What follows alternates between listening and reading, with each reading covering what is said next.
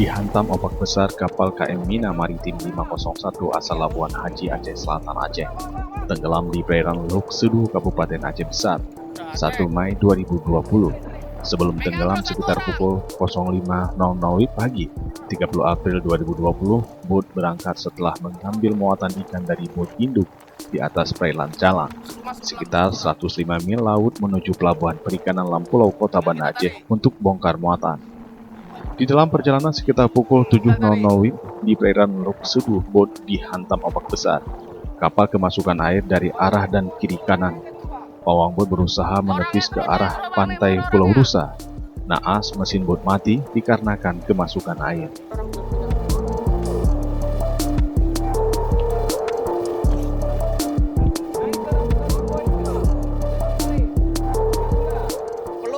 Menerima informasi tersebut, Kantor Pencarian dan Pertolongan Basarnas Banda Aceh pada pukul 21.00 menggerakkan satu tim rescuer untuk melakukan pencarian dan pertolongan dengan menggunakan satu set radar.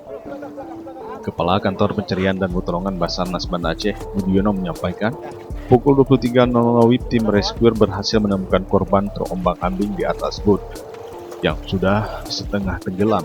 Tim langsung melakukan evakuasi terhadap ketiga korban dengan menggunakan tali dan ring buoy. Selanjutnya korban dievakuasi ke set radar.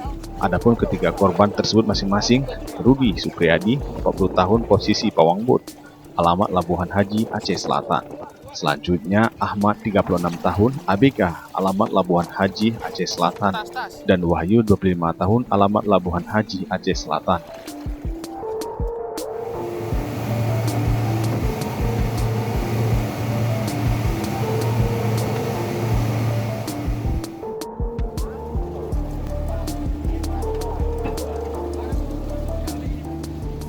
Ketiga orang tersebut dalam keadaan selamat. Selanjutnya korban dievakuasi menuju pelabuhan Uleli Banda Aceh.